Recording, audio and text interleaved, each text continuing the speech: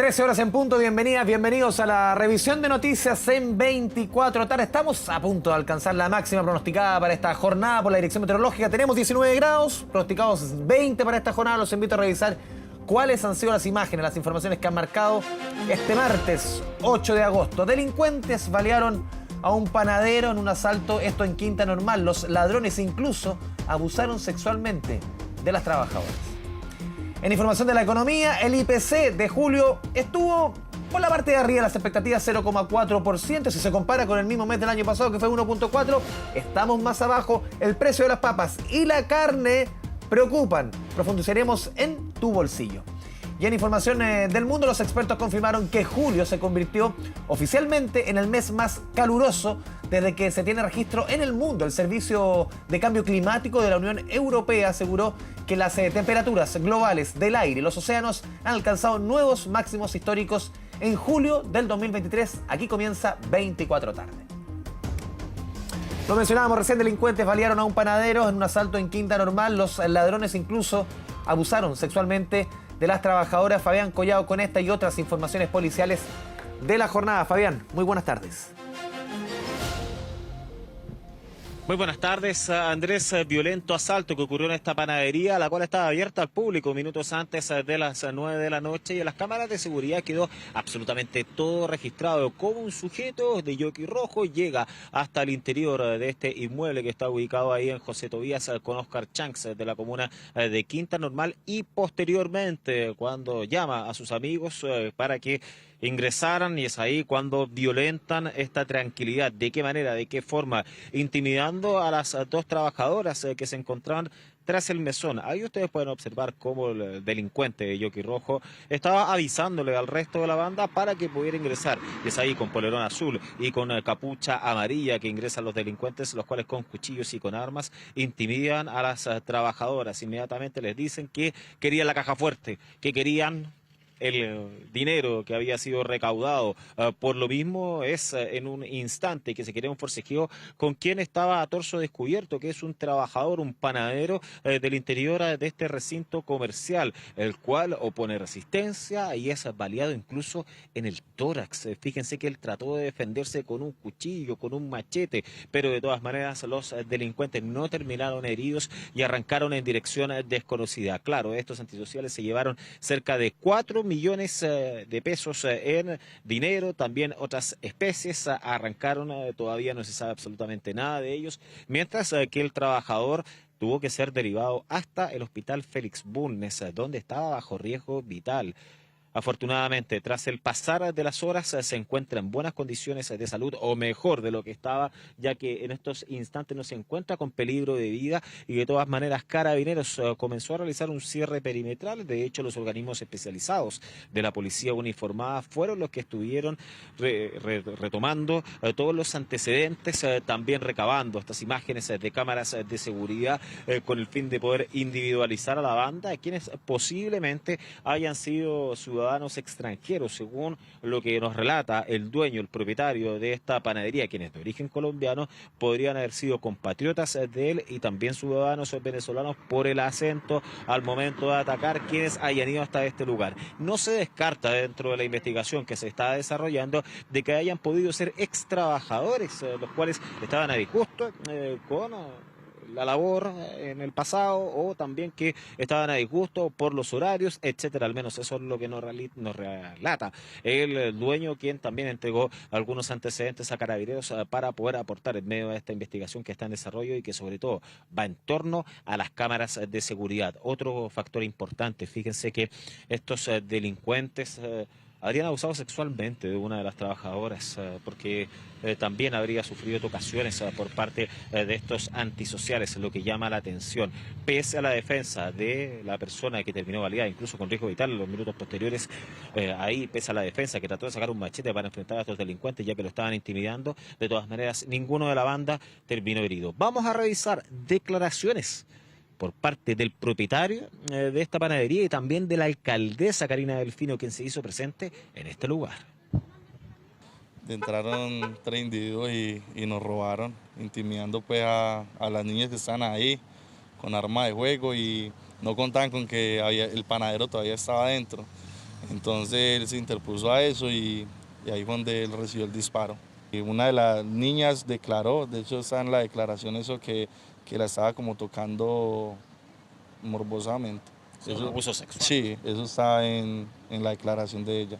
Hemos estado conversando con el dueño del local y lamentamos obviamente lo que le ocurrió al trabajador que quedó con riesgo vital. Hoy día ya salió de riesgo vital afortunadamente, pero evidentemente que lamentamos estos hechos y creo que hay que ponerle un corte luego, porque acá estamos en una ola de violencia con hechos delictuales y esto es súper importante que no exista más.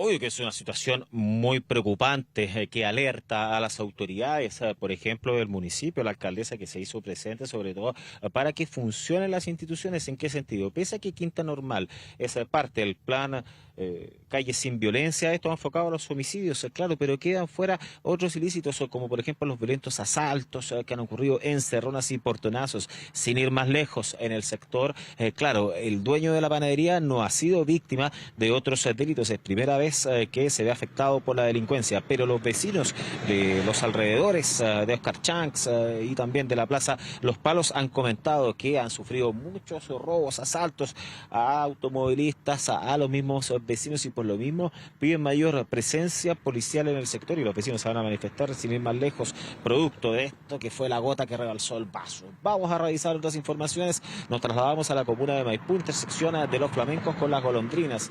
Ayer, cerca de las 9 de la noche, un conductor iba circulando por ese lugar cuando su paso fue bloqueado por este grupo de delincuentes. Ustedes están viendo, con armas intimidaron al hombre quien iba manejando, al cual lo dejaron a un costado. Le querían robar todo, le querían robar su celular también para que no alertara rápidamente a Carabineros. Claro, era un grupo numeroso, más de 8 antisociales posiblemente estaban circulando en un solo vehículo, por eso que se puede observar que 4 atacan, muchos se quedan al interior en el automóvil que originalmente se trasladaban, y en el de la víctima se van 4, entonces arrancan en dirección desconocida. Afortunadamente el conductor se encuentra en buenas condiciones de salud, pero de todas maneras todavía no aparece su vehículo, que tiene un monto que asciende a los 20 millones de pesos. Hay un encargo a nivel nacional por parte de Carabineros que se está rastreando para que todas las comisarías de nuestro país inmediatamente generen la alerta, los operativos, si es que ven este vehículo que tiene un alto valor comercial, donde afortunadamente de todas maneras la víctima, reiteramos, se encuentra en buenas condiciones de salud. Pese a aquello, se está realizando obviamente la investigación necesaria por parte de Carabineros de la Prefectura Santiago Rinconada para poder encontrar a los responsables. Revisemos esas declaraciones. Mientras circulaba en su vehículo particular por la intersección de calle Los Flamencos con la Golondrina en comuna de Maipú, un vehículo que lo antecedía lo intercepta, donde bajan 3 individuos desconocidos premunidos con armas de fuego, los cuales lo intimidan y lo hacen descender de su automóvil particular, sustrayendo su automóvil, dándose a la fuga del lugar. Hasta el minuto el vehículo no ha aparecido. De hecho, llama la atención de todas maneras el modo de operar, que se nota, al menos a lo lejos, de que se trataría de una banda plenamente organizada, una organización delictual para poder cometer este tipo de ilícitos. Ojo, han descendido las encerronas y portonazos en la región metropolitana, pero de todas maneras tienen la visibilidad e importancia, como ustedes están viendo en pantalla. Cerramos nuestro despacho muy alerta respecto a la investigación que se está desarrollando en Quinta Normal en torno al panadero, el cual fue baleado por este grupo de delincuentes, incluso trató de defenderse. Luego de estos minutos de conmoción se desplomó, tuvo que ser internado en el recinto asistencial de Cerro Navia, ahí el Félix Bulnes, donde afortunadamente salió el peligro de vida. Llama la atención cómo un sujeto, primero con el teléfono móvil, ahí es cuando llama a sus amigos, está todo ok, porque no había ningún cliente al interior, y es cuando aprovechan estos delincuentes de intimidar con armas, también con cuchillos, además abusar sexualmente de una trabajadora y balear a uno de los panaderos. En definitiva, acá lo que dice el dueño, sobre todo, que le llama la atención. Él es de origen colombiano, llegó hace 9 años a nuestro país y le impacta que sean sus mismos compatriotas que lo estén asaltando, y es así como enlodan la imagen de la mayoría de ciudadanos extranjeros que vienen a trabajar a nuestro país por culpa de estos antisociales que La verdad es bien discutible, obviamente, su actuar delincuencial y que están siendo buscados por parte de las policías. Sí, ya parece que no tienen ningún límite con la información que tú entregás, esta información respecto a abusos sexuales contra trabajadoras. De verdad, no hay límites. Fabián Collao, lamentable información desde Quinta Normal. Buenas tardes. Buenas tardes. Vamos a continuar con información policial. Nos vamos al sur del país. Delincuentes realizaron un alunizaje a un centro comercial. Esto en Temuco. El hecho terminó con 2 tiendas destruidas, una de ellas con pérdidas superiores a los 15 millones de pesos. Fernando Reyes, ya te vemos en imagen. Un abrazo a la distancia, Fernando. Efectivamente, Andrés, esto ocurrió a tan solo unas cuadras de la concurrida avenida Alemania de Temuco, esto en calle Hochstetter, esquina holandesa, en un street center que hace muy poco había comenzado a funcionar, al punto que uno de los locales afectados, una farmacia, todavía no tenía ningún remedio en sus estanterías. Estaba recién a poco de abrir. Sin embargo, esta tienda Fox, distribuidora de la conocida marca Fox, que se orienta hacia la venta de productos relacionados con el mountain bike, así como también del motocross. Precisamente ellos fueron los más perjudicados porque en la acción el vehículo ingresó a este local comercial, sustrajeron algunas prendas de ropa, pero qué duda cabe, lo más costoso fueron la destrucción de algunas bicicletas, que fíjese usted, una bicicleta de las dañadas tenía un costo de 7.900.000 pesos. Así las cosas, los daños que generaron fueron casi superiores a las pérdidas ocasionadas por la sustracción de numerosos polerones que lograron sacar mediante quedó registrado en las cámaras de seguridad y que serán, qué duda cabe, medio de prueba infalible para intentar dar con el paradero, con la ubicación de este grupo de jóvenes que llegó precisamente pasada la 1 de la madrugada de anoche, generando todo este daño y también la alarma en todo este sector residencial, ahí en calle Hochstetter, esquina holandesa. Vamos a escuchar precisamente las declaraciones del comerciante afectado, un pequeño emprendedor de origen mapuche, quien no dudó en quebrarse en lágrimas esta mañana cuando relataba parte del perjuicio causado. Estamos hablando de un emprendedor mapuche que hace solo 10 años era conductor de una ambulancia aquí en un hospital de Pitrufquén y que decidió modificar el rumbo de su vida y se transformó en un empresario que hoy día se vio perjudicado en su patrimonio. Vamos a escuchar parte del testimonio que nos entregó esta mañana luego de analizar todo lo ocurrido en este alunizaje. Hace 30 o 35 días abrimos esta tienda y bueno, anoche a la 1 fuimos alertados por el sistema de seguridad de la alarma que le hicieron un alunizaje. Y bueno, las pérdidas están a la vista, se robaron polerones, se destruyeron bicicletas de alta gama que teníamos acá en el acceso, todo lo que es las cortinas, las vitrinas, todo eso está todo destruido. Bueno, evidentemente todo esto genera preocupación entre las autoridades policiales. De hecho, el alto mando de la 9ª zona de Carabineros se refirió esta mañana. Vamos a escuchar parte de las declaraciones que nos entregó, lo mismo la Oficina de Seguridad Municipal de Temuco. Para vencer las protecciones exteriores de 2 locales comerciales. En uno se robó, ¿no es cierto?, indumentaria que utilizan deportistas que hacen usan motos, y en otro es una farmacia. Se está cuantificando, digamos, el monto de los sustraídos. Carabineros llegó en un tiempo oportuno en el sentido de poder recoger rápidamente los datos. Estamos con la Oficina de Protección Ciudadana Municipal prestando apoyo legal y psicológico a la víctima para que pueda hacer su denuncia y para que esto jurídicamente llegue a buen puerto y ojalá pueda recuperar lo más posible las pérdidas económicas que ha tenido. Al mismo tiempo estamos trabajando en coordinación con la Policía y Fiscalía para que se puedan hacer las diligencias y encontrar a los delincuentes.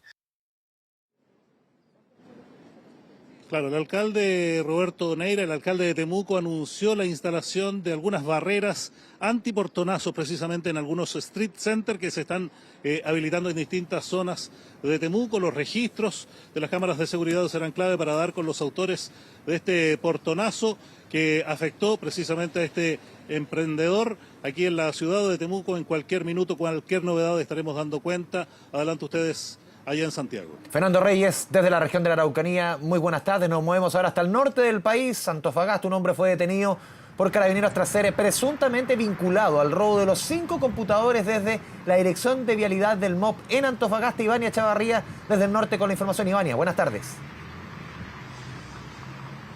Buenas tardes, Andrés. Efectivamente, menos de 12 horas desde que queda al descubierto este robo de computadores al interior de las oficinas de vialidad del Ministerio de Obras Públicas en Antofagasta, el presunto autor es detenido por personal de Carabineros. Inmediatamente se da cuenta el día de ayer de este ilícito. Personal del OS9 y también del Laboratorio de Criminalística comienzan a realizar diferentes diligencias, como por ejemplo el levantamiento de evidencias al interior de estas oficinas, así como también el levantamiento de imágenes de cámaras de seguridad de los alrededores. Y entre estas efectivamente se ve a este sujeto quien va cargando los computadores. De inmediato se comienza la búsqueda de este hombre, quien es encontrado a eso de las 21:30 horas de ayer aproximadamente en una playa en el sector centro-norte de la ciudad de Antofagasta. Él estaba en un ruco, es una persona aparentemente en situación de calle. Una vez que se realiza el control de identidad y se revisan sus pertenencias, se da cuenta que efectivamente entre ellas había un bolso con elementos que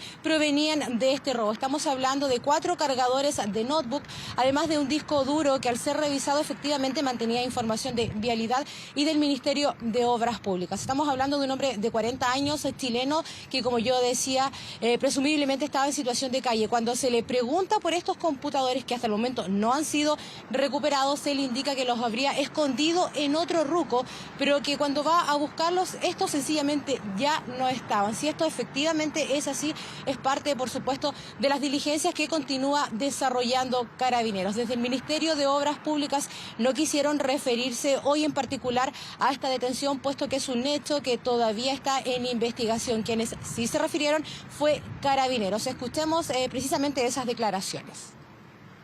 Logran dar con la ubicación de esta persona en el borde costero de la ciudad, una persona aparentemente en situación de calle, quien al identificarlo mediante sus vestimentas que coincidían con las que habían sido captadas por cámaras de filmación, luego se le realiza un control de identidad y revisión de sus pertenencias, dando con el paradero y ubicación de algunas especies que correspondían al interior del MOP. Se logró ubicar algunos cargadores que correspondían a computadores, como asimismo también un disco duro que al ser revisado en su interior se encuentra distinta información perteneciente a la Dirección de Vialidad. Este sujeto durante algunos minutos más va a ser formalizado por el delito de robo en lugar no habitado, pero no es la única persona que va a ser formalizada dentro de las próximas horas, porque hay otros 3 sujetos que también en este momento están esperando su control de detención. Y nos referimos a 3 sujetos. Ustedes recuerdan el pasado día lunes, el 31 de julio, cuando ocurre una balacera afuera de una escuela en el sector norte de Antofagasta, específicamente la escuela Japón. Cámaras de seguridad del mismo establecimiento lograron captar el momento en que ocurre este homicidio. Se ve a la víctima junto a un acompañante. Según los antecedentes preliminares, ellos habrían estado realizando, al parecer, una transacción por drogas. En ese momento llega un tercer sujeto, quien es el que dispara. Por lo menos 3 impactos de balas son los que le llegan a la víctima, quien finalmente fallece en el hospital regional. Hay otro sujeto involucrado, que es quien estaba esperando, tanto a quien acompañaba a la víctima como quien dispara, estaba en un vehículo en los alrededores. Ellos 3 logran escapar y finalmente la investigación que lleva a cabo entonces también Carabineros logra dar con el paradero de estos 3 sujetos, pero no aquí en Antofagasta, sino en la ciudad de Taltal. Se trata de 2 sujetos chilenos con un amplio prontuario, además de un sujeto de nacionalidad venezolana que por lo menos en Chile no tiene antecedentes. Ellos 3 entonces están siendo acusados por el delito de homicidio. La víctima, recordemos, Rubén Marcelo Ramírez Fernández, de 38 años. No se descarta, por supuesto, un ajuste de cuentas. Tenemos también declaraciones por parte de Carabineros. Escuchemos. En tanto, el día de ayer fueron ubicados, realizados algunos registros de inmuebles, logrando la detención del autor de estos hechos, la persona que formula los disparos, como asimismo una segunda persona que habría participado en la conducción de un vehículo en la cual prestó colaboración al autor del disparo, y una tercera persona que también habría facilitado y ayudado en la realización de este ilícito. Se lograron incautar el móvil que se utilizó en el desplazamiento del autor de los disparos, como asimismo algunos equipos celulares que fueron utilizados en la comunicación previa con la víctima de estos hechos. Hay 3 detenidos, uno extranjero, 2 de nacionalidad chilena, y uno de estos chilenos mantiene distintos antecedentes penales, como asimismo mantenía 2 órdenes vigentes de detención en su contra. 3 sujetos entonces, los 3 detenidos, 2 chilenos, un extranjero, que también van a ser, van a ser puestos a disposición de la justicia dentro de las próximas horas. Ellos por el delito de homicidio, como yo mencionaba, no se descarta un ajuste de cuentas, es parte, por supuesto, de la investigación que continúa realizando personal de Carabineros. Iván Echavarría, desde la región de Antofagasta, muy buenas tardes. Vamos a retomar el tema del caso convenios. Consejeros regionales se piden aclarar el ingreso a dependencias del gobierno regional del Biobío durante el sábado por la noche. Desde el GORE aseguran que el objetivo era reunir información para preparar una entrevista. David Yáñez, con los detalles. David, buenas tardes. Hola, muy buenas tardes. Efectivamente, este es un antecedente que salió a relucir mientras se estaba realizando la diligencia de allanamiento por parte del Ministerio Público a través de la Policía de Investigaciones de las dependencias del gobierno regional del Biobío. Y tiene que ver, mientras estaban sacando los computadores, uno de los funcionarios que estaba a cargo de ir identificando cada uno de los equipos que podía tener relaciones con el tema de las investigaciones por las 5 fundaciones que están siendo pesquisadas por el Ministerio Público, era precisamente el encargado de informática, y ese el encargado de informática junto con una funcionaria que es la contraparte dentro del gobierno regional de la Fundación ENTI, quienes habían ingresado hace 2 sábados atrás, el sábado 29 de julio, a los computadores de la misma sección de la División de Desarrollo Social, recabando información que, según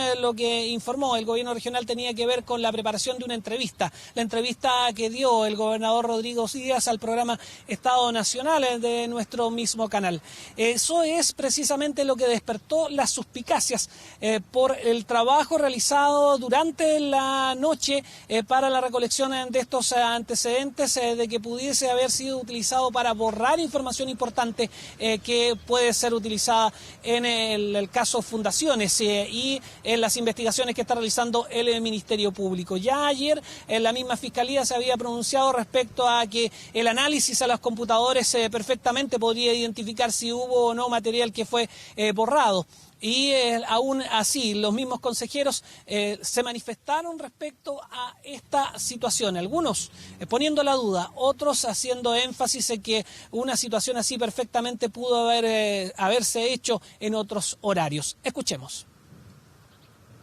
Que se aclare, porque aquí lo que está en juego es precisamente la fe pública. Se ve raro de que hayan funcionarios yendo a hora no hábil. Si entraron personas un día sábado, más aún instituciones y fundaciones que están vinculadas con actos de potenciales actos de irregularidad, donde están las instituciones funcionando, tienen que dar explicaciones. Acá hay guardia, hay cámara, hay registro. Nos parece que da cuenta de que hay una red acá al interior del gobierno regional operando, o sea, que haya ingresado justamente un informático la víspera de que aparezca la medida de requisamiento de información y de computadores de la PDI y de la Fiscalía. Condenable, porque no puede ser que se esté sacando información un día sábado a esta altura de la noche, que es por lo que...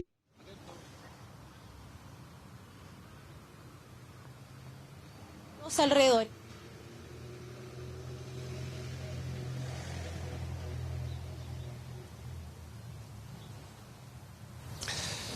Desde el punto de vista del gobierno regional apuntaron que esta información no corresponde al sábado anterior, al último sábado, sino al sábado 29 de julio y confirman que efectivamente el objetivo de esta irrupción de los funcionarios tenía que ver con una solicitud del mismo gobernador regional para una entrevista que fue concedida al programa de TVN Estado Nacional, que fue concedida la mañana del 30 de julio y agrega en forma textual: comprendemos que la coyuntura provoca un profundo escrutinio de cada una de las acciones del gobierno regional. Sin embargo, pedimos rigurosidad y dejar de un lado las especulaciones. Las instituciones se encuentran realizando su trabajo ante una serie de hechos denunciados en Fiscalía y Contraloría, por lo que solicitamos que el ejercicio de la difusión de información no siga afectando a nuestra institución y especialmente a los funcionarios de carrera. Eso en referencia a estas dos personas que hicieron precisamente este trámite a solicitud del gobernador regional. Apuntar desde ese sentido que recordar que hay 13 funcionarios, altos funcionarios del gobierno regional a quienes se les pidió la renuncia durante la mañana de ayer y que son los primeros en pagar los costos políticos del escándalo de las fundaciones al interior del gobierno regional. Uno de ellos, Rodrigo Martínez, quien es el segundo hombre dentro del ejecutivo del gobierno regional, hizo una declaración pública respecto a lo sucedido. Su salida del gobierno, indicó que ya había ofrecido su renuncia con anterioridad y también relató, también abro comillas: en ningún caso he actuado ni con negligencia ni desidia. En los más de 20 años como funcionario público en distintas instancias del Estado he sido testigo de grandes logros en beneficio de las comunidades y los territorios, más allá de las pujas políticas y partidistas. Hoy, sin embargo, es abrumador el nivel de falsedades y destrucción sin miramientos sobre la vida profesional de terceros. Eso es lo que señala, apuntando a que ha sido víctima de alguna forma de los escándalos. Está pagando el costo político de la situación registrada dentro del gobierno regional. En un allanamiento que recordemos que los detectives estuvieron al interior del gobierno regional prácticamente 3 horas, se llevaron computadores y otros elementos. Escuchemos lo que dijo justo inmediatamente cuando estaba terminando este operativo la fiscal a cargo de esta investigación. Hay personas que tienen la calidad de imputada y sujetos de interés, tanto personas naturales como también personas jurídicas. El día de hoy hicimos retiro voluntario de alguna documentación y algunos equipos por parte del gobierno regional y además se procedió a la incautación judicial respecto de algunos particulares. Una clarificación que hizo el Ministerio Público en referencia a lo informado por el mismo gobierno regional del Biobío, que apuntaban a que habían entregado voluntariamente toda la información. El mismo Ministerio Público confirma que hubo algunos equipos, documentos, específicamente equipos, que hubo que requisarlos con orden judicial para esta investigación. Un último punto que surgió hace ya pocos minutos implica que la principal implicada en el caso de acá en la región del Biobío, Camila Polisi, ya tiene defensa jurídica. Sin embargo, esta defensa va a ser asumida por la Defensoría Penal Pública. Se nos indicó que en los próximos minutos vendría una confirmación ya oficial por parte de la misma Defensoría, pero ya se nos adelantó que estábamos en condiciones de poder confirmarlo. Lo mismo sucede con la Fundación ENTI, que ya tendría representantes, pero ya en calidad de abogados privados. Eventualmente incluso podrían presentar una querella los directivos de la Fundación ENTI en esta causa, donde se está investigando la situación no solamente de esta fundación, sino de otras 5 en la región del Biobío. David Yáñez, muchas gracias por la información desde el sur del país. Buenas tardes. 13 horas con 28 minutos. Revisamos información del tiempo. La temperatura a esta hora, a esta altura de la jornada, 19 grados en la capital. Lo decíamos al comienzo del informativo, 20 pronosticados para esta jornada. ¿Y cómo se vienen los próximos días? Algunas gotitas para el día jueves. Ahí lo vemos en la gráfica. 8 y 16 mañana. 8 y 14 la máxima baja de manera considerable el día jueves, 5 y 16 el día viernes y sube un poco las temperaturas máximas a contar del día sábado, pero por lo menos mañana y pasado temperaturas mínimas en torno a los 8 grados, bastante agradables las mañanas. 1:29, pausa en 24 tarde. Volvemos con las informaciones a 24 tarde. Atención a los vecinos de la zona sur de la capital, porque la futura línea 9 del metro de Santiago actualizará su recorrido y ahora se extenderá por la comuna de La Pintana. Excelente noticia, Sofía Carrizo, ¿cómo te va? Buenas tardes.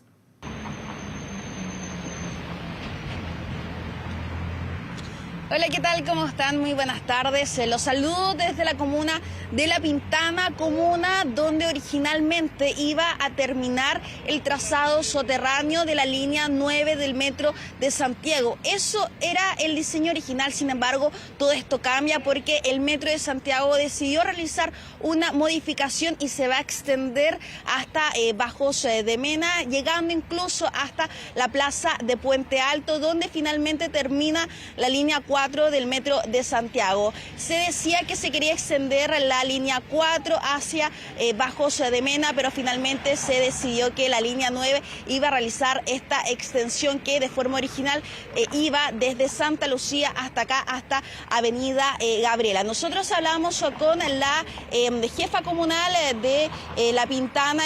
Ella señalaba que finalmente son buenas noticias, que incluso esto va a considerar más de 2 estaciones para la misma comuna, generando una situación bastante importante para los vecinos en temas de conectividad. Tenemos su apreciación, los invito a revisarlas de inmediato. No solo esperamos que sea un beneficio en transporte público, sino que finalmente sea un beneficio en términos de equidad territorial, de justicia social, de construir ciudad justa. Para nosotros el metro significa esperanza, conectividad, fin a la segregación, integración a la ciudad. Por lo tanto, es más que un transporte público. Bueno, además la alcaldesa de La Pintana finalmente decía que esto es una respuesta al grito de ayuda por parte de los mismos vecinos para el traslado en el transporte público desde acá para poder moverse a otros sectores de la región metropolitana, lo cual va a disminuir de forma muy considerable el trayecto, donde va a mejorar la calidad de vida de tantas personas. Tenemos también la apreciación por parte de los mismos vecinos de aquí de la comuna de La Pintana, que nos dijeron en torno al tramo. Los invito, y también cómo va a beneficiarlos, los invito a escuchar las siguientes declaraciones. Excelente, porque aquí hay mucha gente que trabaja hacia, digamos, el exterior, hacia el Las Condes, La Reina, y hay muy poca locomoción. Ahora han puesto, ahora creo que van a poner otra locomoción, pero va a ser excelente porque lo que es en el tramo Santa Rosa no tenemos. Hay bajarse, tomar una para el centro, cosas así. Mucho beneficio, porque así uno no anda tanto subiendo la micro, porque yo tengo problemas a la rodilla, porque yo me caí 2 veces de la micro. Ya. Entonces el metro para mí es más fácil. Pues. Sí, estaría re bueno eso, pues, ojalá que la alcance a ver, ¿cierto? Bueno, nueva modificación a la línea 9 del metro de Santiago, que va a contemplar distintas comunas de la región metropolitana, en específico de la zona sur, pasando desde la comuna de Santiago, por San Ramón, también por La Granja, por La Pintana, donde nos encontramos, culminando ya en la comuna de Puente Alto. Trabajos que ya se esperan concretar para el año 2030. Quizás ya con esta modificación esto se pueda extender un par de años más. Pero bueno, todos estos anuncios, todos los detalles los va a entregar el propio presidente de la República, Gabriel Boric, el día de mañana en la comuna de Puente Alto. Nos despedimos desde la comuna de La Pintana con esta tremenda noticia para los vecinos de este lugar. Que tengan una muy buena tarde. Excelente noticia. Sofía Carrizo, desde La Granja, desde La Pintana, perdón, un abrazo a la distancia. Vamos a continuar con información política. La diputada María Luisa Cordero acusó una censura de la extrema izquierda luego que la Corte Suprema confirmase su desafuero, medida que aseguró va a acatar. Bueno, no le queda otra. Don Kevin Felgueras, con todos los detalles, sé que hay que remontarse un par de meses atrás, Kevin, con esas declaraciones realmente para el olvido de la diputada Cordero. ¿Cómo te va? ¿Cómo estás, Andrés? Muy buenas tardes. Al 22 de marzo de este año, cuando en la radio El Conquistador, la diputada María Luisa Cordero aseguró que tenía dudas si es que Fabiola Campillay era completamente ciega luego de haber recibido el impacto de una bomba lacrimógena en el contexto del estallido social. Ella allí lo puso en duda, algo que generó el rechazo inmediato de sus pares, por ejemplo, en el Senado, donde como corporación rechazaron estos dichos con llanto incluso de la propia senadora Fabiola Campillay, pero no se quedó en eso esta situación. Se produjo una querella por injurias con publicidad de parte de la senadora en contra de la diputada, y esto ha tenido el proceso judicial que ha correspondido en este caso. Por ejemplo, el llegar al desafuero que comentábamos ayer. Sobre esta situación que finalmente ratifica la Corte Suprema, habló el presidente de la República a través de sus redes sociales. Él escribió, y ustedes lo podrán ver ahora en sus pantallas, qué lamentable que la derecha chilena defienda a una diputada que miente y revictimiza a quien fue privada de su vista para siempre por un disparo de una lacrimógena. Más allá del debate jurídico, no normalicemos estos retrocesos en nuestra convivencia, dijo el presidente de la República, tomando una noticia que hablaba de la definición que había tomado la bancada de Renovación Nacional. Cuando esto ocurre en marzo, le habíamos preguntado al jefe de la bancada en ese momento si es que iban a sacar de ese grupo parlamentario a una diputada que, recordemos, es independiente pero integra la bancada de Renovación Nacional. Se había dicho que no. Ayer, luego del desafuero de la diputada María Luisa Cordero, se dio a conocer que ella incluso colocó su renuncia sobre la mesa y que fue la propia bancada la que desestimó esta situación. El diputado Frank Sauerbaum en la jornada de ayer manifestó que estos dichos de María Luisa Cordero eran solo opiniones y que no configuraban el delito de injurias con publicidad. Durante esta jornada ha generado, por cierto, revuelo, no solo el hecho, el desafuero por parte de la Corte Suprema, sino que también los dichos y la reacción del presidente de la República a través de sus redes sociales. ¿Quiénes reaccionaron? Primero, obviamente, fueron los integrantes del partido donde está la bancada de Renovación Nacional. Escuchamos a su presidente y también a la subjefa de bancada. Condenamos inicialmente los dichos de la diputada Cordero. Nosotros señalamos efectivamente que alteraba la convivencia, la sana convivencia al interior del Parlamento, y uno podrá sostener, y ahí yo tengo mis diferencias con el fallo, pero no lo quiero comentar porque no corresponde, si esto amerita o no un desafuero. Yo creo que no ameritaba un desafuero, pero bueno, eso es otra materia. El presidente del partido no puede tomar medidas disciplinarias en contra de una diputada que es independiente, no es militante. Yo le diría al presidente con mucho respeto que la verdad es que gobernar a través de Twitter o gobernar a través de Instagram me parece que no corresponde a la altura de un presidente. Y por lo demás lo llamo a que se preocupe efectivamente de cosas mucho más importantes, que es la cantidad de millones de transferencias a fundaciones truchas que hoy día tampoco ha sido capaz de dar respuesta. A él sí lo llamaría a que dé la cara y que efectivamente tome las decisiones políticas y que asuma las responsabilidades políticas a quienes correspondan para que finalmente podamos terminar con este gran robo de Chile. No se confunda usted en su casa, estábamos hablando del desafuero de la diputada Cordero y ahí la subjefa de bancada de Renovación Nacional mezcla con el caso Convenios esta situación. Seguimos hablando del desafuero de la diputada Cordero y de estas palabras del presidente de la República a través de sus redes sociales, que ha condenado lo que ayer muchos catalogaban como negacionismo por parte de Renovación Nacional. Lo dijo el diputado Tomás de Rementería del Partido Socialista, emplazaba a ese grupo parlamentario a tomar definiciones, pero insistimos, ayer nomás conocimos de boca del jefe de bancada, Frank Sauerbaum, que la diputada María Luisa Cordero colocó su renuncia sobre la mesa, la renuncia a esta bancada, que es un grupo parlamentario que es de manera administrativa, que se van integrando algunos independientes. Esa renuncia fue descartada por los mismos integrantes de la bancada y por lo tanto no hay nada nuevo que analizar, decían algunos parlamentarios. Hubo más reacciones acá en el Congreso Nacional, para todos los gustos. Las revisamos.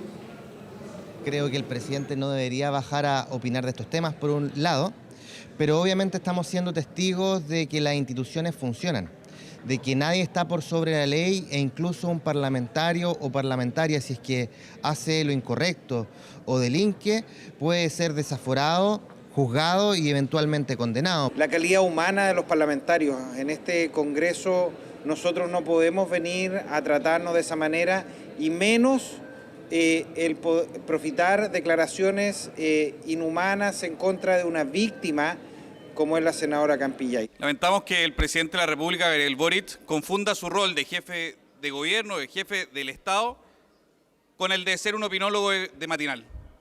El presidente tiene una altura distinta, tiene que estar preocupado de los temas de fondo del país y no estar preocupado de la contingencia política opinando en Twitter como lo hace cualquier persona. Bueno, ayer cuando se conoció esta noticia en horas de la tarde, la diputada María Luisa Cordero no estaba presente en el hemiciclo. Hoy entendemos que se le solicitó no asistir justamente porque llegando la comunicación acá a la Cámara de Diputadas y Diputados, oficialmente ella no puede hacer ingreso al hemiciclo de esta corporación. Sí hubo palabras de ella a través de un comunicado de 2 páginas donde en ningún momento se hace alusión a las palabras que dieron origen a esta querella en su contra por injurias con publicidad. Sí asegura que acatará lo que resuelva la Corte Suprema, y tú bien lo decías, Andrés, al principio de este despacho, no le queda otra, pero dice: es inaceptable que a raíz de un comentario emitido en un medio de comunicación me encuentre hoy en día en un proceso judicial de desafuero que coarta la posibilidad de seguir representando a quienes me eligieron. De hecho, al principio de este comunicado, la diputada María Luisa Cordero dice que se refiere o se dirige en este comunicado a 20.498 personas que votaron por ella en el distrito 10, y habla obviamente de su carrera política, de lo que ha hecho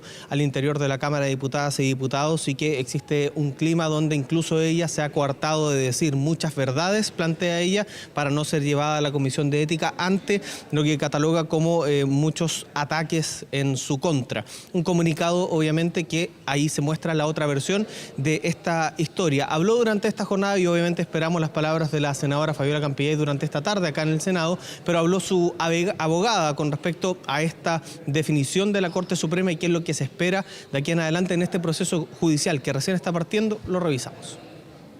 De marzo, que se constituyen los hechos por los cuales se está persiguiendo la responsabilidad penal de ella, no ha tenido ningún tipo de acercamiento o comunicación, sino más bien por el contrario. Lo que hemos oído todos a través de los medios de comunicación es que ella insiste o trata de justificarlo desde una perspectiva médica, lo cual creemos que ha ahondado en el daño que ha causado. La senadora Campillay estaba nerviosa en los minutos previos, pero también confiada en que los tribunales han acreditado cada una de las situaciones que se han puesto en su conocimiento, puesto que ella fue víctima de una grave violación a los derechos humanos.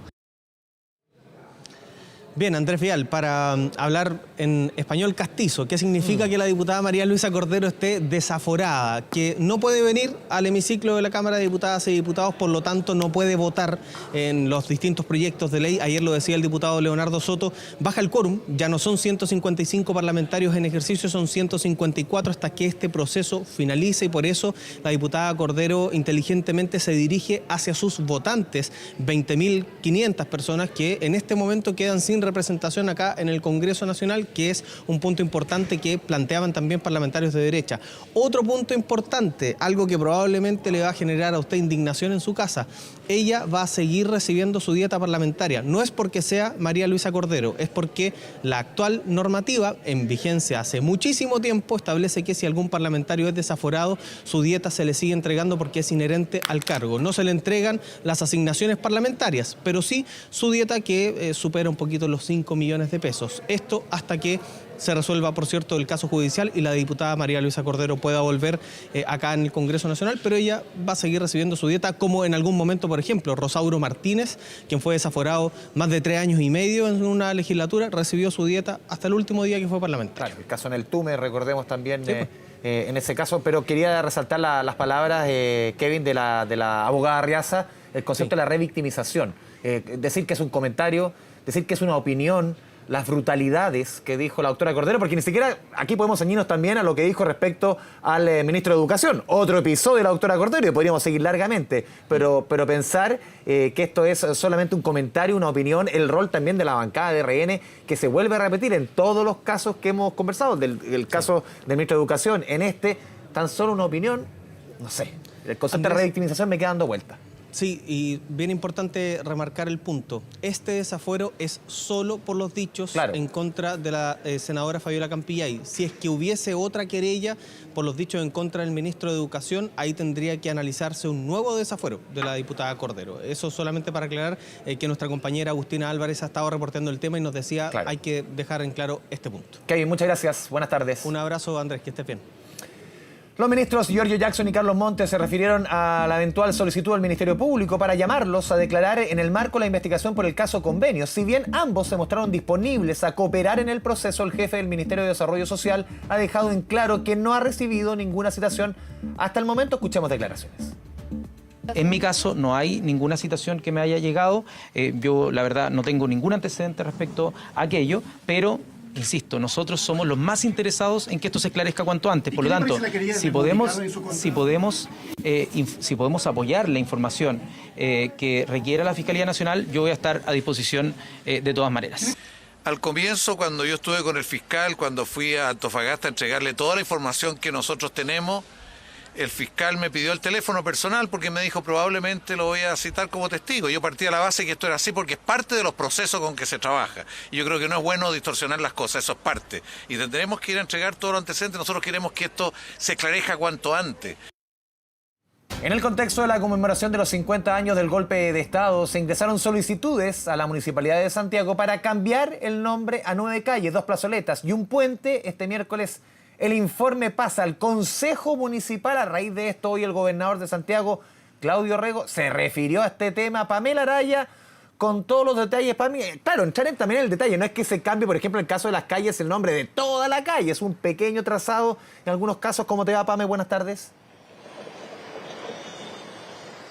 Hola Andrés, muy buenas tardes. Claro que sí, la verdad es que a veces es una cuadra, por ejemplo, el nombre del puente Loreto, pero no toda la calle Loreto, sino que solo del puente y claro, que lleven los nombres de personas que fueron víctimas de la dictadura, que perdieron la vida, entre otros homenajes que se quieren dar. Pero acá la polémica, claro, tú ya lo decías, se ha dado porque hay agrupaciones de vecinos, también incluso parlamentarios de Chile Vamos, que dicen que acá de alguna manera se están saltando las reglas en el municipio de Santiago, diciendo que se debió haber hecho una consulta ciudadana, una especie de plebiscito para que todos los vecinos aceptaran o no aceptaran finalmente si es que esto se podía hacer. Es así entonces como se genera esta expectación por lo que va a pasar mañana a las 3 de la tarde cuando el Consejo Municipal finalmente se reúna y pueda definir. Puede pasar de todo. Lo cierto es que hay representantes de RN, del Partido Comunista, pero también hay otros independientes, pero que están más ligados a movimientos de izquierda. Y tampoco implica que aquí se vaya a aprobar todo, sino que estas son las propuestas y efectivamente puede haber algunas que se diga que no y que se diga que sí. Pero esa es la polémica que se ha instalado. Pero ahora bien, hoy día conversamos con la alcaldesa Iracy Hasler, quien además nos decía que hoy había un consejo previo que es el que define finalmente lo que va a ocurrir mañana. Y pues bien, acá decía que se hicieron todas las cosas como lo mandata la ley. ¿Por qué? Porque esto no partió solamente, decía ella, con una iniciativa municipal, sino que todo parte ahí con el Consejo Comunal de Organizaciones Sociales. Se dice, vamos a hacer distintas iniciativas para conmemorar la fecha de los 50 años del golpe y ahí entonces se llamó a distintas organizaciones sociales para que plantearan algunos temas y entre ellas, claro, hubo familiares de detenidos desaparecidos, de víctimas de la dictadura que plantearon aquello y esas son una de las tantas propuestas que se van a analizar. Así entonces responde la alcaldesa Iracy Hasler al respecto, incluso a quienes dicen que esto no corresponde. Vamos a escuchar a la alcaldesa.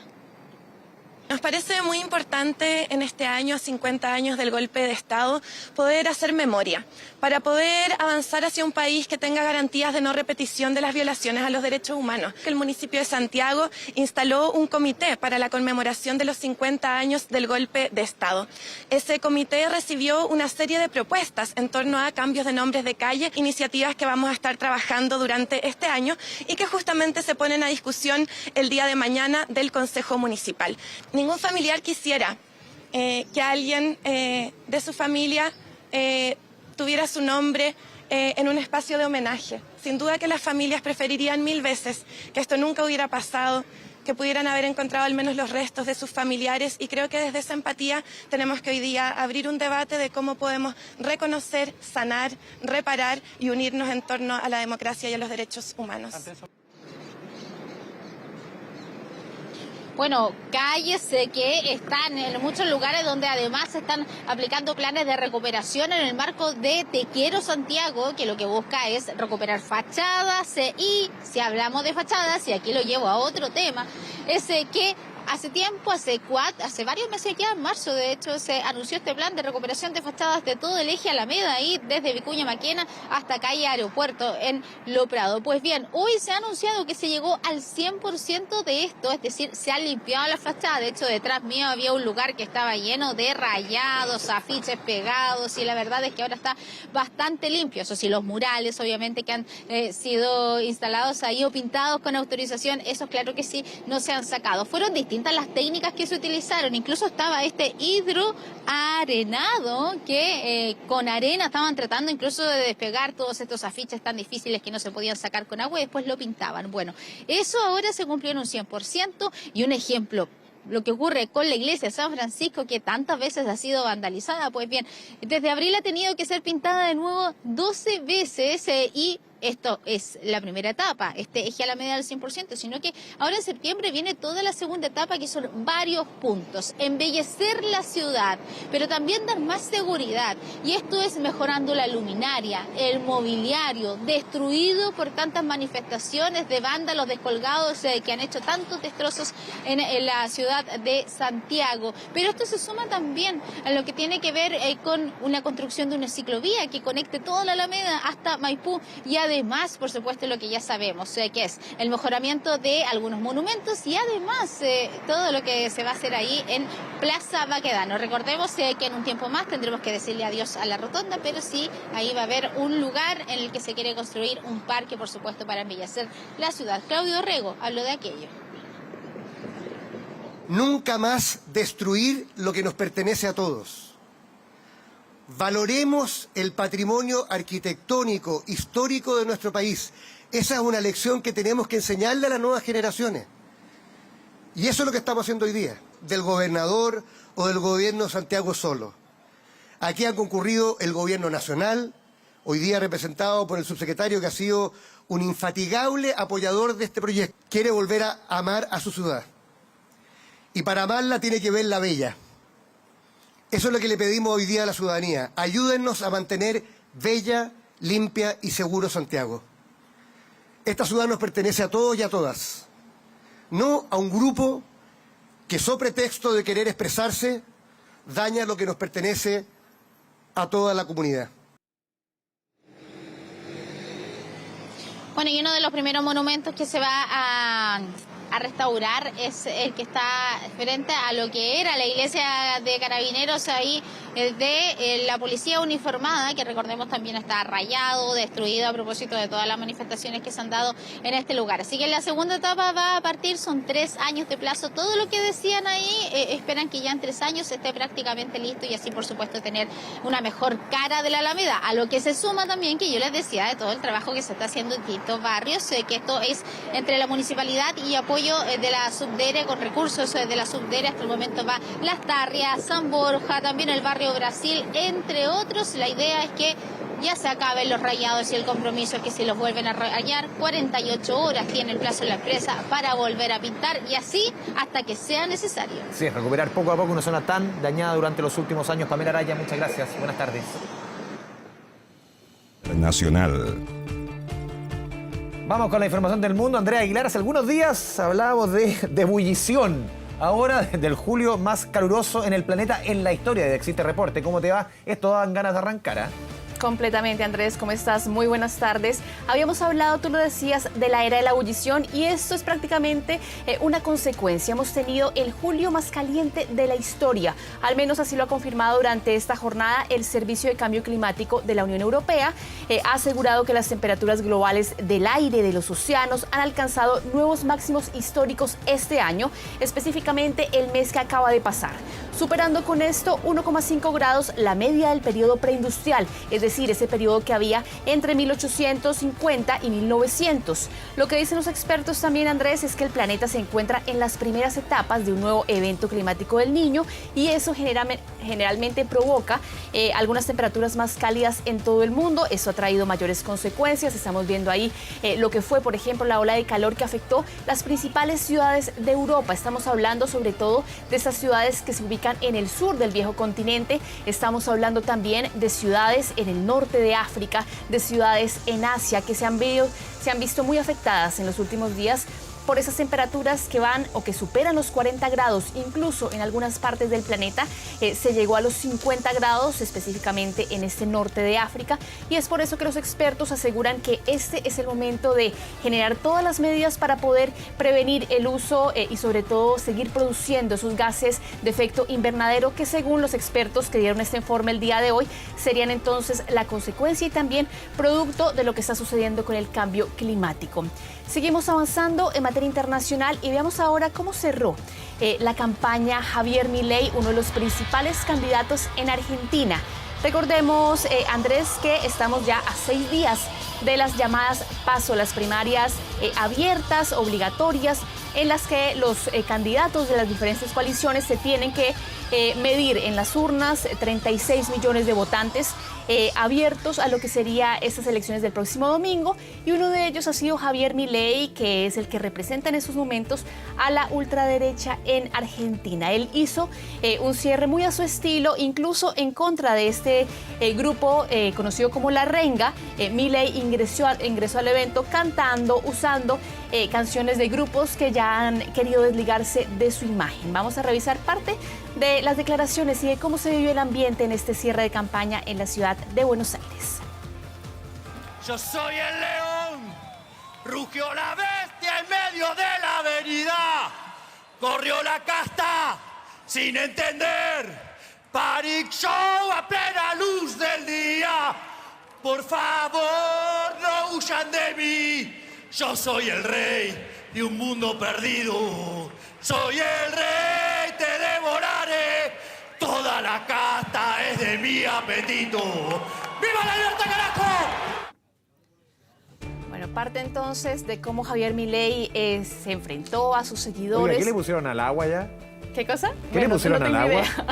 Mira, Andrés, la verdad yo me hice la misma pregunta cuando esta mañana vi ese cierre de campaña. Todas las formas son respetables, pero aquí esto es, claro, el estilo Milei, pero uno dice, Claro. ¿qué le pusieron al agua? Pero en la defensa de Milei voy a decir que la música, Andrés, se ha colado en distintas partes Sí. de la campaña, que incluso a las emisoras están llegando jingles de campaña hechos por la misma gente, obviamente apoyando a ciertos candidatos. Milei tiene el suyo, que tiene que ver con esta canción Panic Show. Ya el grupo La Renga, que es el grupo argentino que es el que hace esta canción, dijo que dejara de usar su música. Recordemos que no solamente la primera vez que un grupo le dice esto, recordemos que él también habla de, o ha usado esa canción de Se viene el estallido, a lo que también el grupo argentino, que era el dueño de esa canción, le dijo, por favor, no usen nuestra música.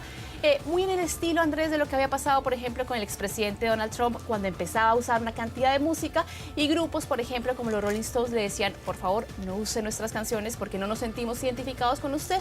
Bueno, a Javier Milei le está pasando lo mismo, pero recordar que él es en estos momentos el tercero en las encuestas. Estamos viendo unas encuestas lideradas por Sergio Massa, que es el representante del oficialismo. Le siguen entonces Bullrich y Larreta, que son los dos de la derecha más tradicional argentina, que son la coalición más votada, que se va a enfrentar seguramente a Sergio Massa. Y finalmente está él por este Avanza la Libertad, este partido de ultraderecha que representa entonces Javier Milei. Y vamos a seguir hablando de noticias internacionales. Veamos ahora lo que ha pasado con los scouts que estaban en Corea del Sur, porque al menos 1.100 chilenos han sido evacuados ante la amenaza del tifón que se acerca a este país asiático. Las autoridades de Corea del Sur ya enviaron a más de 1.000 buses para trasladar a decenas de miles de scouts que se estaban reuniendo para la cumbre mundial ante la amenaza del tifón Kanun.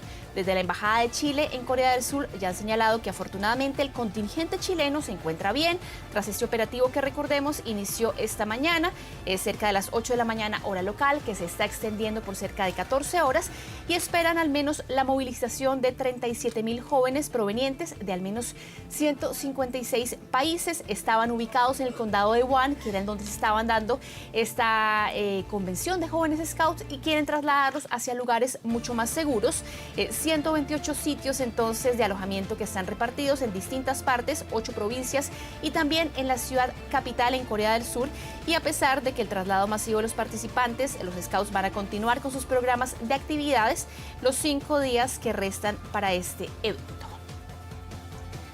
Y nos venimos un poco más a este lado del continente porque hoy se dio esta cumbre de los países amazónicos. Los líderes de los 8 países que hacen parte de la Amazonía llegaron a Brasil para asistir a la cumbre del Amazonas. Estamos viendo ahí a la presidenta de Perú, también se unieron los presidentes de Brasil, de Colombia, vemos a Luis Arce de Bolivia, el vicepresidente de Venezuela, la canciller de Ecuador, también el primer ministro de Guyana, funcionarios de Surinam para ser parte de esta cumbre que va a tener tratamiento de al menos 130 temas que le influyen a este pulmón verde del planeta para tratar de abordar temas como la deforestación, como la extracción de minerales, específicamente la extracción de petróleo en esta zona.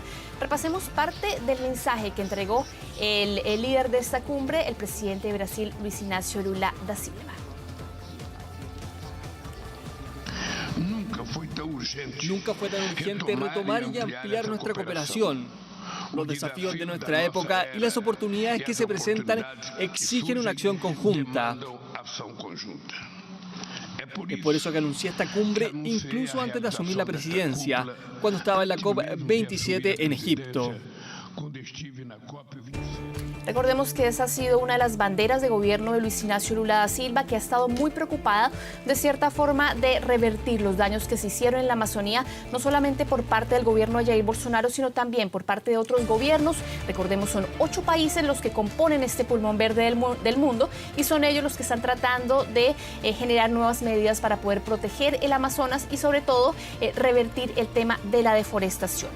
Vamos a seguir avanzando siempre en materia internacional. Veamos ahora lo que está sucediendo en Haití, porque realmente es un caos lo que vive el país más pobre de América Latina, los presidentes de distintas partes y sobre todo las autoridades específicamente de estas comunas que se han visto muy afectadas, de Puerto Príncipe, que es una ciudad que prácticamente se ha vuelto tierra de nadie. En los últimos años, en los últimos meses, estamos hablando de un país que se ha visto inmerso en esta crisis producto de la violencia de las pandillas y que en las últimas horas se registraron distintos focos de violencia, gente que ya está cansada de la criminalidad, que recordemos solamente en lo corrido del año han fallecido cerca de 1.600 personas o han sido víctimas de delitos como secuestros, desapariciones, y desde Naciones Unidas aseguran que hay al menos 73.500 haitianos que han tenido que huir de su país en los últimos meses, producto de esta criminalidad que no solamente afecta a Puerto Príncipe, que es la ciudad principal, sino también otras islas, otras zonas un poco menos pobladas y que están haciendo que los haitianos vuelvan a ser una de las poblaciones migratorias más grandes del continente y sobre todo están haciendo que el gobierno de este primer ministro Ariel Henry se enfrente al desafío de enfrentarse a estas bandas criminales que han prácticamente cuestionado el modelo de autoridad, han también enfrentado las pocas municiones que tiene la policía y las autoridades para poder enfrentar este tipo de fenómeno criminal en Haití. Y seguimos hablando de noticias internacionales. Veamos ahora esta imagen impactante que nos llega desde Irán. Al menos 5 personas perdieron la vida en lo que se suponía era una explosión controlada.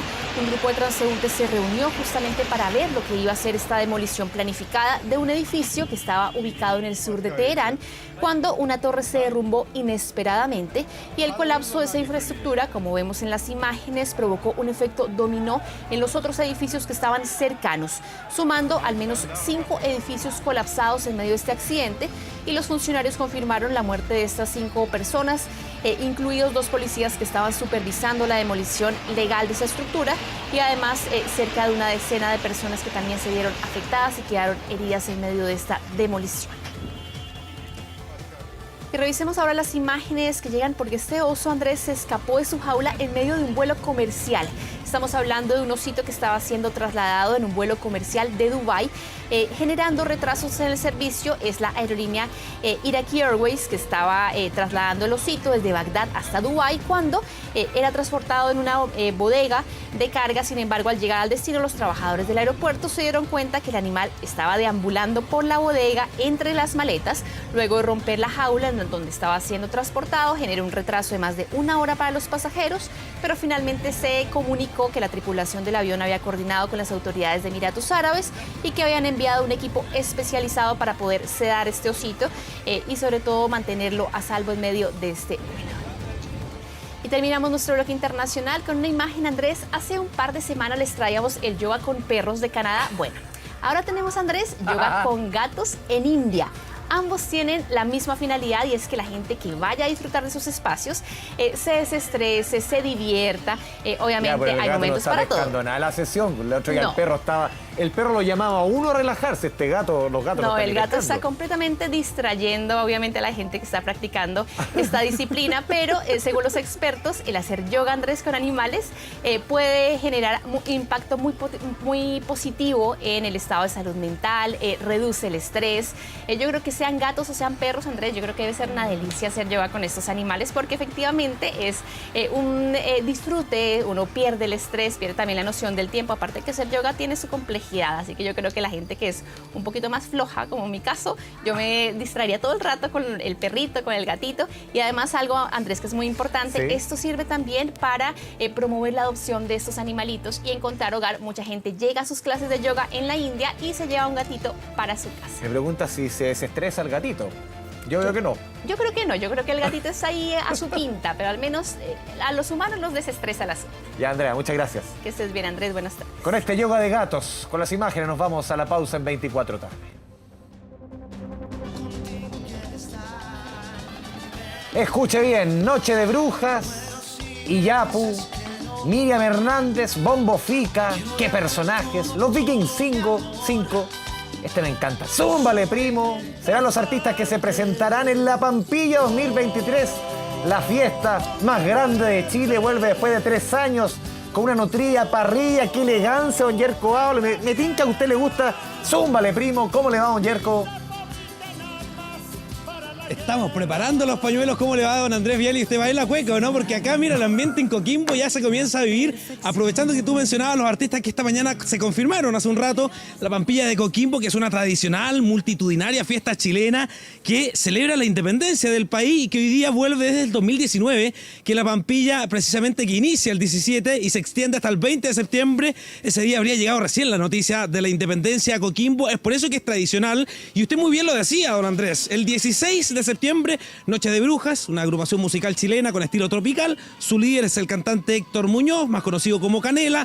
El 17 está Iyapu, que es una reconocida banda de música folclórica. Lo conocemos ya de 1971 y hace poquito rato la confirmaron. El 18, la querida Miriam Hernández, que es una cantante y compositora chilena que es conocida por su impresionante voz, destacada trayectoria y que la confirmaron precisamente para el día 18, al igual que el 19. Bueno, está en éxito, me dice acá Daniela Pizarro, nuestra camarógrafa, El hombre que yo amo, Ere, y que ha ganado varios premios y reconocimientos a lo largo de su carrera, convirtiéndose en una de las artistas más queridas y respetadas de Chile y América Latina. Ahora, el 19, Bombo Fica, que es el nombre artístico, ¿cierto?, de Gustavo Becerra, comediante, humorista chileno, así que para que ya vayan agendando quienes nos puedan estar viendo en diferentes puntos de Chile y nos encontramos con este huequero de fondo. Además, Daniela, está la cruz del tercer milenio en un lugar que es hermoso porque estamos en La Pampilla, a la derecha se ve el escenario, de hecho acá estamos por donde ingresan los artistas en este lugar, ahí donde están aprendiendo a andar en moto. Al final se ve el escenario de La Pampilla y claro, el 19 se va a estar presentando, lo decíamos acá, también Bombo Fica, por acá mismo va a entrar y también, si no me equivoco, lo estamos buscando, ¿qué personaje? El mismo 19, que este es un grupo argentino de cumbia nacido el año 2016 en la ciudad de Concepción, del Uruguay. El 20, Zúmbale Primo, la banda nacional que la rompe con su cumbia ranchera, apareció en la nominación de La Pampilla también, sin duda que fueron una de las bandas más bailoteadas, ¿cierto?, y escuchadas en lo que va del año, así que hablamos de Zúmbale Primo, una banda nacional que dejó la grande en cada escenario que se subió durante este año, y también los Vikings 5, que son una banda de cumbia chilena creada acá en Coquimbo en 1969 por los hermanos Juan y Onofre Núñez. Canciones como Candombe para José, Linda Provinciana, Ese muerto no lo cargo yo, Cariñito, de Coquimbo soy y tanto otro. Escuchemos parte de lo que hoy día hemos podido reportear en esta felicidad que se vive ya en Coquimbo porque regresa a La Pampilla. El Bombo Fica es un artista internacional, igual que Iyapu. ¡Ah, genial! Personaje, Zúmbale Primo. Somos de aquí de Coquimbo, así que estamos esperando con ansia la llegada de La Pampilla. Noche Bruja, bueno, sí, muy bueno. ¿Va a ir? Sí, hay que ir, pues somos de acá, de la zona. No, está bueno, allá estaremos, porque se echa de menos La Pampilla. Emilia Ortega y Bastián Carrasco del sector rural de Coquimbo, Pan de Azúcar, que hasta ahora están bailando para las pantallas de 24 horas. Muchas gracias porque los encontramos acá, porque acá además la gente ya marcó. Daniela, le vamos a ir mostrando, la gente ya aseguró sus lugares de este lugar que es tradicional, lo decíamos al comienzo, multitudinaria fiesta chilena que celebra la independencia del país en la región de Coquimbo, fundada en 1891, considerada la fiesta costumbrista más antigua de Chile y que, bueno, atrae a miles de visitantes y se lleva a cabo durante septiembre para las fiestas patrias. Ustedes, como ya ven, acá hay ambiente durante la Pampilla. Además se realizan espectáculos musicales, concursos, ferias gastronómicas, actividades para toda la familia. Además se destacan las fondas, las ramadas, donde se disfrutan de comidas típicas y bailes folclóricos. Tiene raíces en la cultura popular y es símbolo de la identidad y el folclore chileno. La Pampilla, don Andrés, inicia el 17 y se extiende hasta el 20 de septiembre, pues ese día habría llegado la noticia de la independencia a Coquimbo. Ahora, el diputado Daniel Anucheri, que es hermano del alcalde de acá, está proponiendo que el día miércoles 20 de septiembre sea feriado en la región de Coquimbo con motivo de la fiesta de la Pampilla. Las razones dicen relación con brindar un día más de descanso a la familia, fomentar la economía local. El proyecto de ley fue presentado ya y aprobado en la Cámara de Diputados y se encuentra a la espera de la decisión del Ejecutivo. Entiendo que tenemos más que compartir con ustedes, lo revisamos. Las empresas tenían la obligación de presentar a los diferentes artistas con una matriz principal que tiene que hablar, o sea, que tiene relación con el artista nacional, pero también con la versión internacional. El día de hoy podemos presentar esa matriz que va a ser trabajada con la productora adjudicada para nutrirla, esa parrilla por día. Lo decíamos, Noche de Bruja, el 16, el 17 Iyapu, el 18 Miriam Hernández y también está el 19 Bombo Fica, además de qué personajes, el 20 Zúmbale Primo y los Vikings 5. Darle las gracias a Emilia Ortega y Bastián Carrasco, que ellos vinieron a bailar acá, mientras nosotros con el escenario de fondo, que va seguramente a reunir a cientos, miles de personas, la cruz del tercer milenio acá en el fondo. Nos despedimos nosotros de la región de Coquimbo, la región de las estrellas, y ya poniéndonos entonces a tono con el 18 de septiembre. Ya vaya marcando terreno allá ayer, Coábalos. Un abrazo a la distancia. Chao, chao. Vamos a seguir con otras informaciones. Vamos a revisar información policial. Las autoridades realizaron un balance sobre delitos relacionados a encerronas, portonazos, donde dieron cuenta de que en el último año hay más de 600.000 detenciones por este tipo. Yo diría que son 6.000. Fabián Collao, 600.000 no me cuadra el número. Fabián Collao con los detalles. Fabián, buenas tardes. Muy buenas tardes. Se ha hablado bastante durante los últimos meses por parte de las autoridades de disminución de delitos enfocados a las encerronas y portonazos. Por lo mismo, durante esta jornada las autoridades realizaron un balance respecto a este tipo de ilícitos en el servicio encargo y búsqueda de vehículos de carabineros, donde se ha podido establecer que desde mayo del año pasado a la fecha han existido más de 6.000 detenciones producto de este tipo de ilícitos. Además, que se han desbaratado más de 200 bandas, dentro de ellas 90 son organizaciones criminales completas.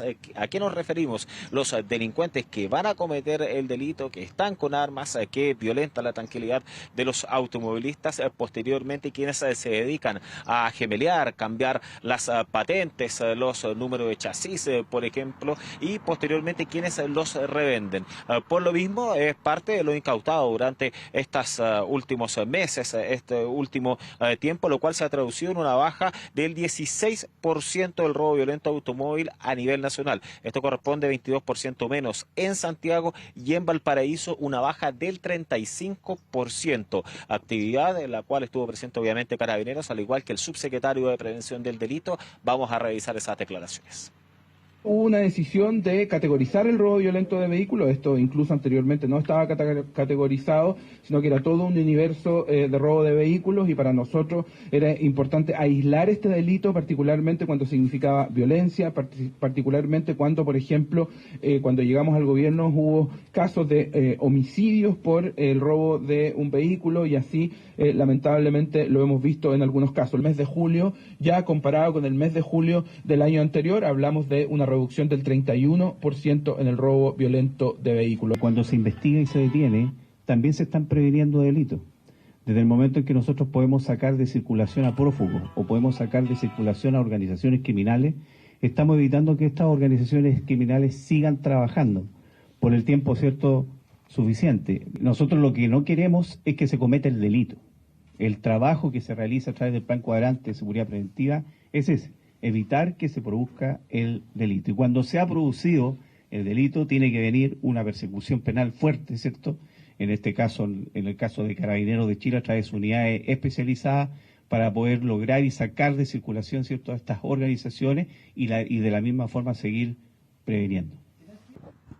Bueno, entonces es una situación que busca prolongarse en el tiempo, que cada vez los delitos asociados a los automovilistas, encerronas y portonazos sigan disminuyendo, sobre todo a través del plan de encerronas elaborado por parte de las autoridades con el fin de realizar los cierres perimetrales necesarios, también las fiscalizaciones durante todo el día que ha realizado la policía uniformada en distintos puntos de la región metropolitana, que han sido fundamentales para esta tendencia a la baja. Vamos a revisar otras informaciones, nos trasladamos a la comuna de La Pintana, calle Violeta Parra, a la altura del Bosque. Es en ese lugar donde cerca de las 6 de la tarde un joven de 28 años iba de regreso a su domicilio cuando un sujeto lo iba siguiendo, le disparó y arrancó en dirección desconocida. Se encontraba en pésimo estado de salud, por lo mismo fue derivado hasta el hospital Padre Hurtado, donde perdió la vida producto de la gravedad de sus lesiones. Carabineros comenzó a realizar las primeras diligencias, posteriormente la Brigada de Homicidios Sur, donde se pudo establecer que al parecer no sería un ataque por rencillas anteriores, sino que este joven, el destino, cuando salió a su casa, era una botillería y ahí habría sostenido una discusión de la cual no se tienen mayores antecedentes con otro sujeto. Luego de retirarse habría sido atacado, algo que fue mortal. Vamos a revisar declaraciones por parte de la Fiscalía y también de la alcaldesa de la comuna, quien se refiere a los hechos de violencia como este que han afectado a su sector. La víctima salió de su casa, fue a un par de cuadras del lugar, a una botillería, y en el trayecto de vuelta habría tenido problema con una persona no identificada aún, quien posteriormente lo siguió y le efectuó un disparo. Respecto de rencillas anteriores, no hay antecedentes, sí se habría generado un problema el día de hoy entre la víctima y la persona que le efectuó el disparo. Que este clima de violencia que reina no solo en la comuna de La Pintana, sino que en todo el país, es un clima donde la tolerancia ya no existe. Cualquier discusión termina en un balazo, pero además creo que en las poblaciones, lo hemos dicho muchas veces, hay un nivel de fuego en términos de armas y de municiones enorme. De una vez por todas debemos avanzar en dejar de vender municiones. Bueno, los restos del joven de 28 años ya fueron derivados hasta el servicio médico legal. Hasta el minuto no hay detenidos, donde la PDI está realizando diversas indagatorias con el fin de poder primero establecer, claro, si es que está descartado o no el ajuste de cuentas, si que fue producto de esta pelea las afueras de la botillería u otros antecedentes en medio de este nuevo asesinato ahí en la comuna de La Pintana. Fabián Collado, muchas gracias por la información. Muy buenas tardes. Tu bolsillo.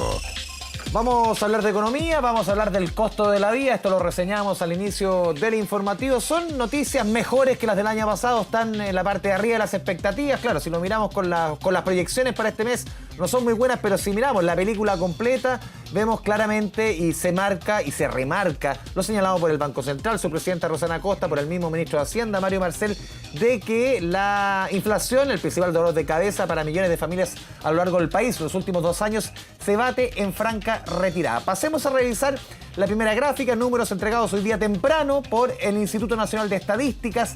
El costo de la vida, el IPC del mes de julio, 0,4%. Está, lo decíamos, en la parte alta de la expectativa, en torno, era 0,3% en promedio lo que esperaban los economistas, pero el número que vemos en el costado derecho de la gráfica es quizás el más decidor, 6,5% en la inflación en los últimos 12 meses. Para tomar en consideración el momento inflacionario en el que estamos, hace casi un año, en agosto del año pasado, este mismo 6,5 era 14,1. Estamos menos de la mitad de la inflación en el peor momento en cuanto al costo de la vida, en cuanto a inflación para nuestra economía. Aquí se está notando de verdad el trabajo hecho por el Banco Central, el alza y el tema de la política monetaria, también el trabajo hecho desde el Ministerio de Hacienda, ajustando el gasto del Estado, sobre todo el año pasado, y eso repercute al final en un control de la inflación. Pasemos a revisar la segunda gráfica que hemos preparado, los números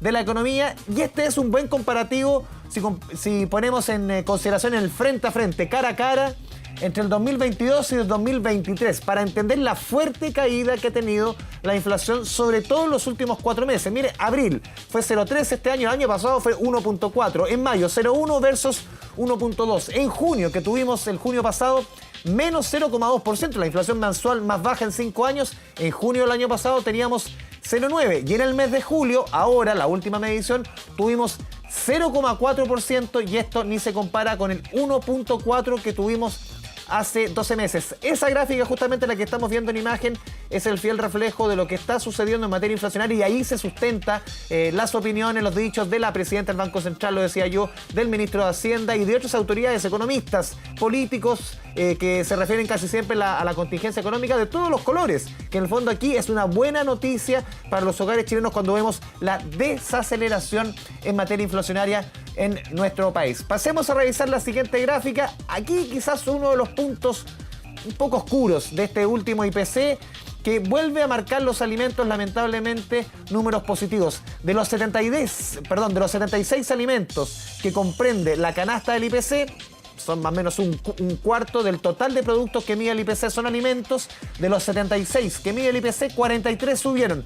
¿Cuáles fueron los que más subieron durante el mes de julio? Las papas subieron un 20%, ya lo habíamos visto la semana pasada en el reporte de Felipe Gallegos, la fuerte alza de las papas, sobre todo después del sistema frontal hace un mes que afectó con tanta fuerza a la zona centro-sur del país.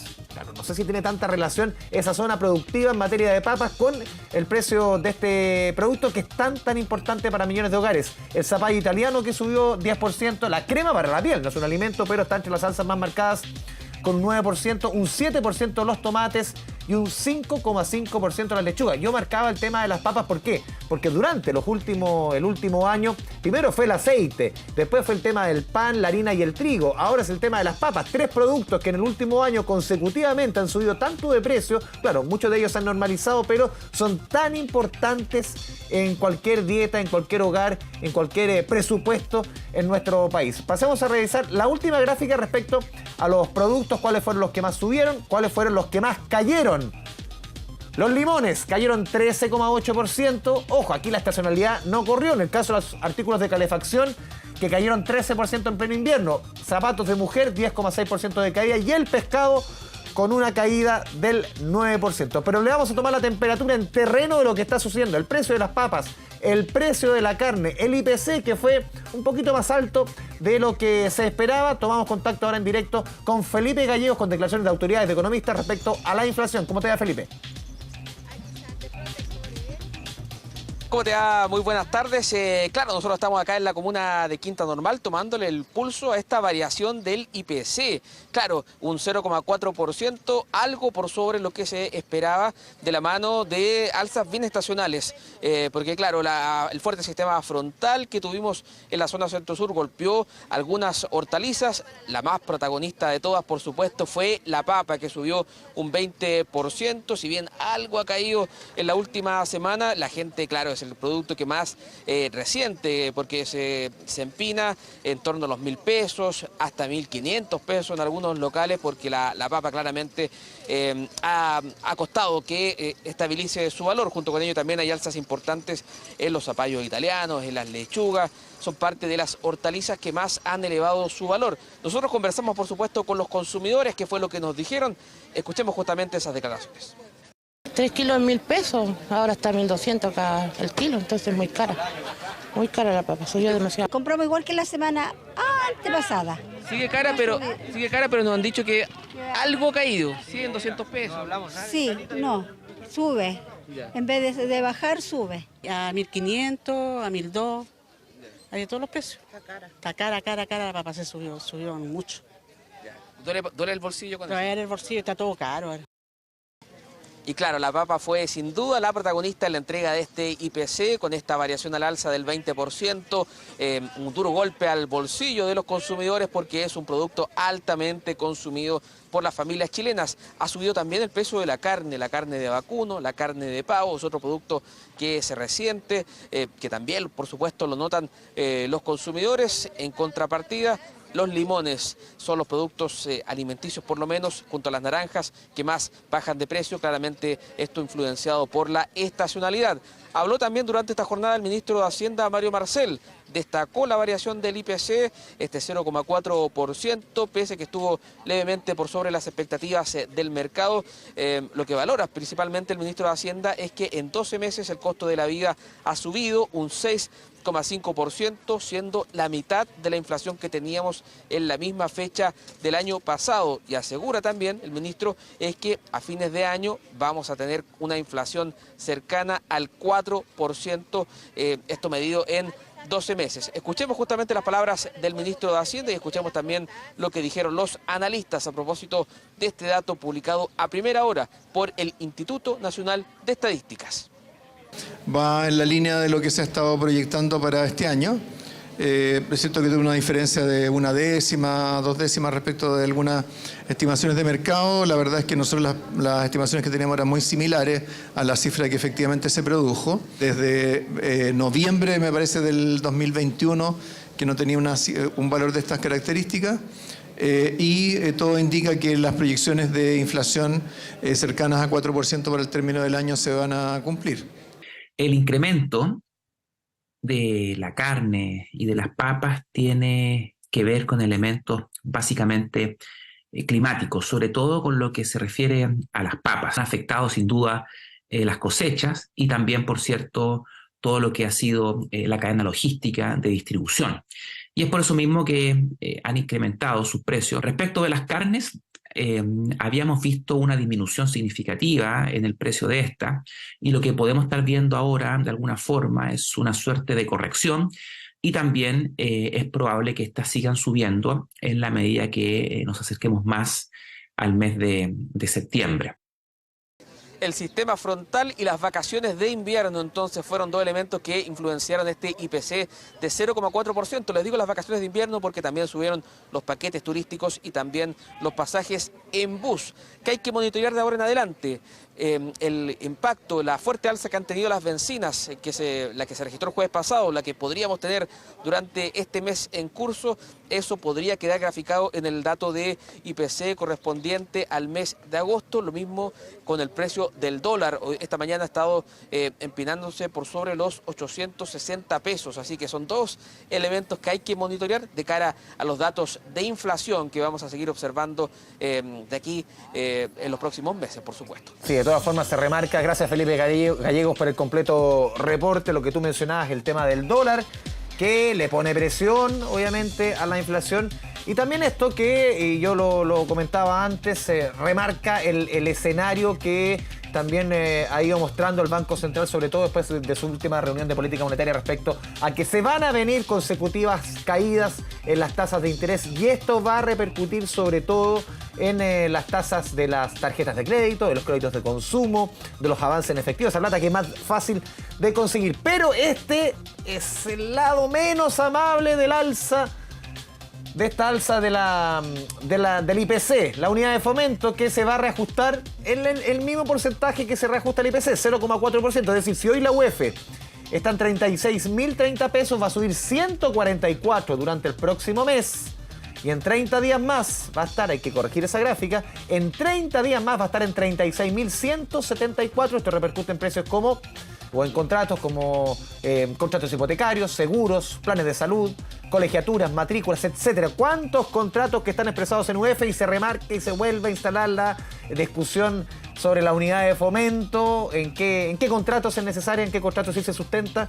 Parte de la conversación hace rato que hay en materia económica. Vamos para despedirnos en 24 tarde con una efeméride. ¿Cómo pasa el tiempo? Hoy se cumple un año desde que falleció la reconocida cantante, actriz anglo-australiana Olivia Newton-John. Recordemos su paso por la película Grease, con este clásico ya de todos los tiempos. Con esta canción, recordando a la gran Olivia Newton-John, cerramos este 24 tarde. Que tenga una excelente y provechosa tarde. Chao, chao.